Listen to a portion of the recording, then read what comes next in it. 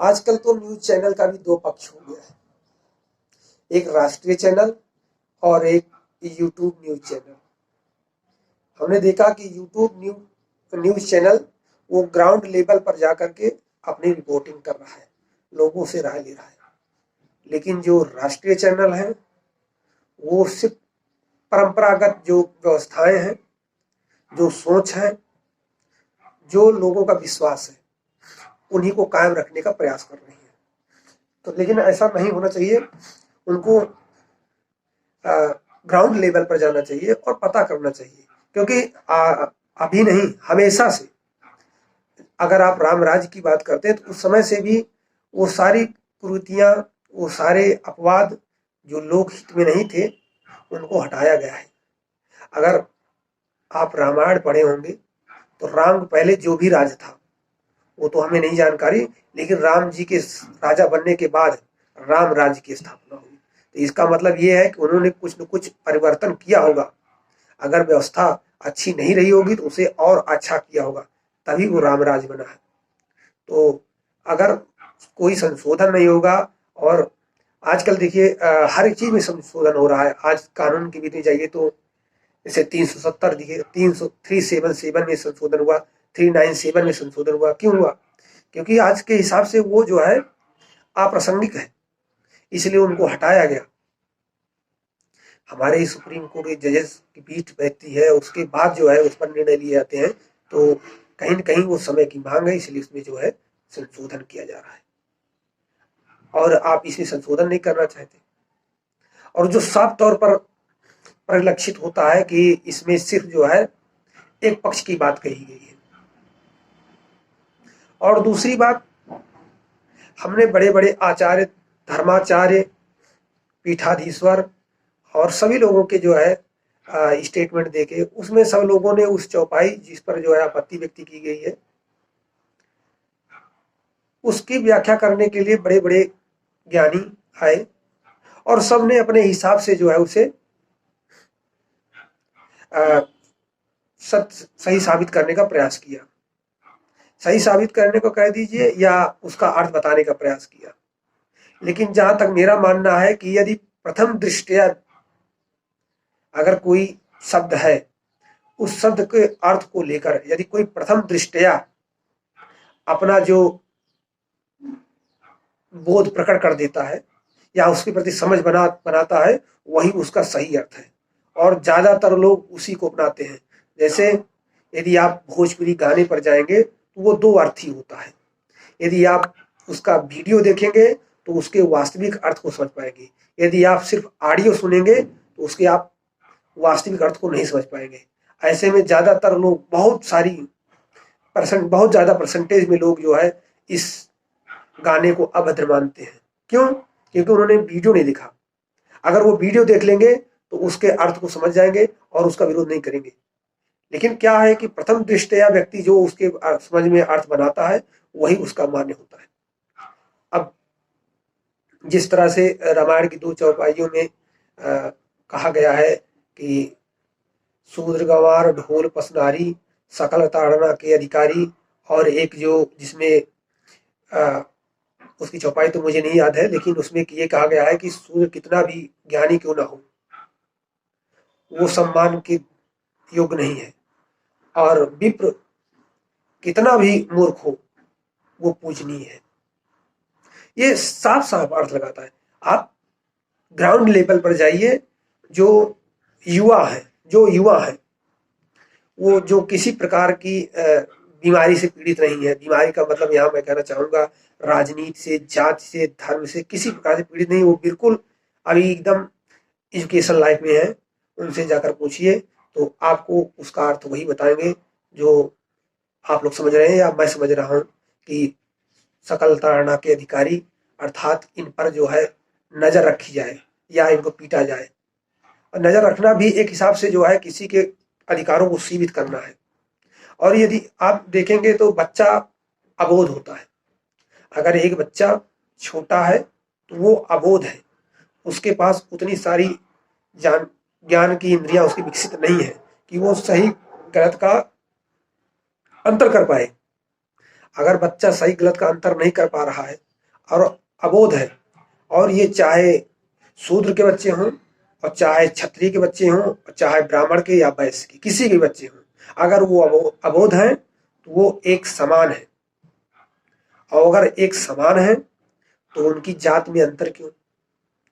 और अगर एक समान है उनकी जात में अंतर क्यों? और अगर वो अबोध हैं तो उन पर भी निगरानी रखनी चाहिए, समस्त बच्चों पर निगरानी चाहिए, क्योंकि वो अबोध है।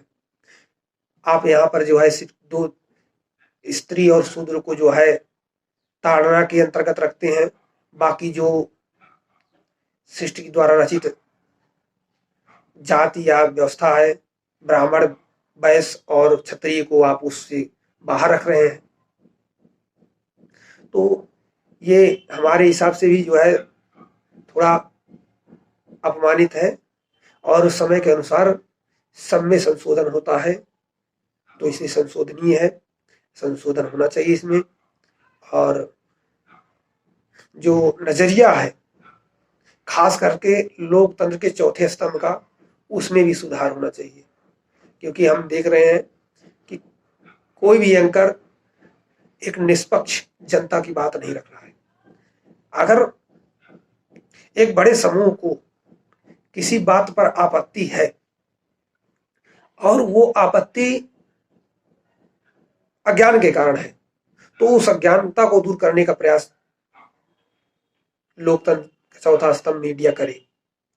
और यदि वो सही कर रहे हैं, उन्हें ज्ञान है और वो आपत्ति सही है, तो इस बात को हमारे जो भी पदाधिकारी हैं या हमारे प्रशासनिक व्यवस्था के जो भी व्यक्ति हैं, राजनीतिक व्यवस्था के, उन तक पहुंचाएं और उसमें उचित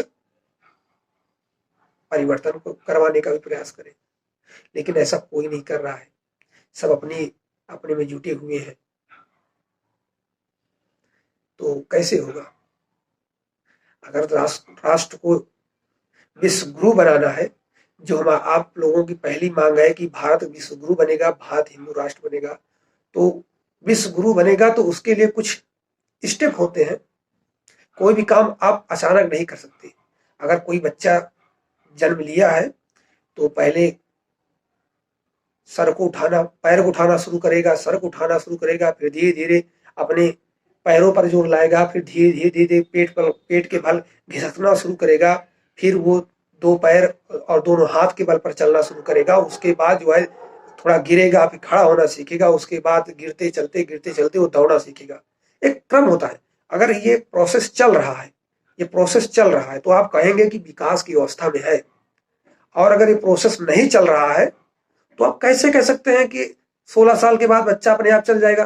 वो तो पीड़ित है, उसको तो कोई कमी है। अगर आप एक प्रोसेस में नहीं दिखाएंगे कि हम ये काम कर रहे हैं, अगर आप जो है हिंदू राष्ट्र बना रहे हैं, तो आप पहले तो उनको समेटिए, जो हिंदू हैं, जो हिंदू अपने सर्टिफिकेट में लिखते हैं, उनको पहले समेटिए, उनके अधिकारों को समझिए कि उनकी क्या क्या आवश्यकताएं हैं, उनको किन आधार पर एक बनाया जा सकता है। और आप हिंदू राष्ट्र बना रहे हैं, कोई काम नहीं किया, ग्राउंड लेवल पर कोई काम नहीं किया और हिंदू राष्ट्र बना। अरे सपनों का हिंदू राष्ट्र बना रहे हैं कि वाकई का, वास्तविकता का? अगर वास्तविकता का राष्ट्र, हिंदू राष्ट्र बना रहे हैं, तो उसका काम दिखना चाहिए। जैसे प्रधानमंत्री ग्रामीण सड़क योजना है, आप अगर पूरे गांव को सड़कों से जोड़ना चाहते हो, तो उसके लिए आपको जो है पहले उसका रोड मैप तैयार करना पड़ेगा कि हर गांव को कैसे कैसे जोड़ा जा सकता है। उसके लिए आप प्लान बनाएंगे, सर्वे होगा, और कुछ सर्वे होने के बाद आपका जो भी बजट होगा, जो भी व्यवस्थाएं होंगी, उसको पास कराया जाएगा, जो भी कानूनी प्रक्रिया होगी उसको पास कराया जाएगा। उसके बाद एक साथ पूरे भारत में काम लगेगा नहीं, तो आप कहीं न कहीं से शुरुआत करेंगे। आप कहीं से भी शुरुआत कर देते हैं तो ये हो जाता है कि आपने जो है प्रधानमंत्री ग्रामीण सड़क योजना का काम शुभारंभ कर दिया है। और अगर शुभारंभ कर दिया है और उस पर आप अमल कर रहे हैं, तो वो जो है एक समय आने पर जो है वो पूर्ण हो जाएगा और आपकी जो योजना है वो सफल हो जाएगी। अब एक चौपाई पर आपत्ति दर्ज करने पर इतना बड़ा बवाल हो गया है, आप हिंदू राष्ट्र बना रहे हैं। आप हिंदू राष्ट्र बना रहे हैं कि हिंदू राष्ट्र के नाम पर जो है अपने हिसाब से सरकार चला रहे हैं। तो थोड़ा अपनी मानसिकता बदली जाए। और सत्य तो ये है कि जो शोषित है, जो दबा हुआ है, उसको अधिकार मिलना चाहिए। और किसी भी प्रकार की अगर उसमें आपत्तिजनक टिप्पणी है या उल्लेख है तो उसे हटाया जाना चाहिए। हमारी भी मांग है सरकार से कि उसमें जो है उसको मानवोचित करिए, उसे सिर्फ एक विशेष वर्ग से मत जोड़िए। आस्था का सवाल है तो आस्था सीमित लोगों से नहीं होती।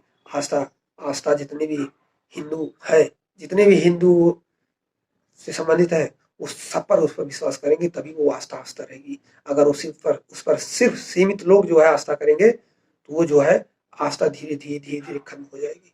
और हमारी जो संस्कृत, आज हमारी जो हिंदूवादी परंपरा है, जो आज डाउन होती दिख रही है, इसका कारण है यही अपना व्यक्तिगत लाभ, अपना व्यक्तिगत राजनीतिक लाभ, जो राजनीतिक धार्मिक तुष्टीकरण करते हैं। तो ये तुष्टीकरण की नीति को छोड़िए और लोगों को जोड़िए। और लोगों के हिसाब से कानून बनना चाहिए, लोगों के हिसाब से जो है व्यवस्थाएं चलनी चाहिए, क्योंकि ये लोकतंत्र है। लोकतंत्र में सबको समान अधिकार दिया गया है और सबके अधिकार की बात जिसमें हो वही चीजें सत्य हैं, बाकी सारी चीजें गलत हैं। और उनका जो है बहिष्कार भी होगा, समय आने पर उसका विरोध भी होगा। इसलिए हम कहेंगे कि जो भी आपत्तिजनक है, यदि आपको लगता है कि ये आपत्तिजनक है कि नहीं, अगर आपको थोड़ा भी शंका हो या ना हो, लोगों की संतुष्टि के लिए आप कमेटी गठित कीजिए, उस पर बड़े बड़े विशेषज्ञ बिठाइए। और विशेषज्ञ कौन से होने चाहिए? वो सभी वर्गों से होने चाहिए, क्योंकि आज अगर आप एक कंपटीशन में जाएंगे तो वहां पर हर एक बच्चे जो है, हर समुदाय के बच्चे अपना प्रदर्शन दिखा रहे हैं। अगर आप यूपीएससी ले लेते हैं तो उसमें हर बार किसी एक विशेष जाति का व्यक्ति टॉप नहीं होता, हर बार कोई न कोई व्यक्ति टॉप करता है जो अलग अलग समुदाय से रहता है। इसलिए आप किसी वर्ग को कमजोर, ज्ञान के स्तर पर कमजोर नहीं कह सकते। आज प्रतिभा हर व्यक्ति के अंदर है, और वो प्रतिभा किस लिए है? क्योंकि उनको जो है संविधान ने पावर दिया, पढ़ने का अधिकार दिया, और उन्होंने उस संवैधानिक अधिकारों का प्रयोग करके अपनी काबिलियत को जो है सबके सामने प्रदर्शित किया है। तो ऐसे में किसी को कम आंकना सबसे बड़ा अपमानजनक व्यवहार है। और इसमें हम देख रहे हैं कि लोग पार्टी बंदी कर ले रहे हैं, लोग इसे पार्टी बंदी कर रहे हैं। तो पार्टी बंदी नहीं, इसमें एक बहुत बड़े वर्ग का जो है हित छुपा हुआ है, उनके अधिकार की बात है। इसलिए पार्टी बंदी नहीं, इसमें हो सके तो सभी लोग जाति धर्म से ऊपर उठ करके इसमें जो है संशोधन कराएं और इसको जो है मानवाचित बनवाएं। आज के डिस्कशन में बस इतना ही। अगर आप मेरी बातों से सहमत हैं तो कमेंट में जरूर लिखें, यदि नहीं भी है तो भी कमेंट लिखें, अपनी राय जरूर दें।